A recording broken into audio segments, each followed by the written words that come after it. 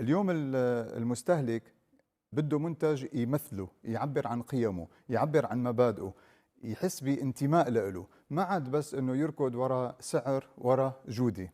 بالقبل كان مجرد انت حطيتي مجموعه من الاعلانات او عملتي حمله اعلانيه تلاقي انه الجمهور ينجذب لهذا المنتج. اليوم لا، الموضوع صار اعمق من هيك، صار انه العاطفه تتدخل كثير بهذا الموضوع، وهون نحن عم نحكي عن التسويق القيمي، يعني التسويق العاطفي.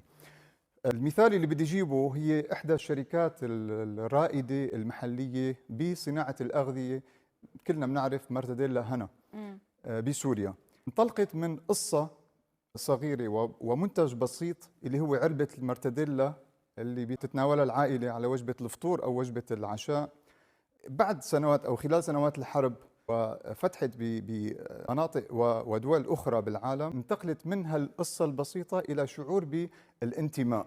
صار اليوم الانسان يشتريها من برا بسبب انه بحس بشيء من الانتماء او شيء من الامان، فهذا هو نحن التسويق القيمي يلي بنحكي عنه. مرتديلا هنا ما عادت باعت علبه اللانشون او المرتديلا نفسها للزبون، صارت عم تبيعه الشعور بالانتماء، ذكريات الطفوله تبعه، ذكرياته ببلده، خاصه بعد انه ما صار هو مغترب برا، فهو الشعور هذا هو اللي نما مع هالانسان هذا.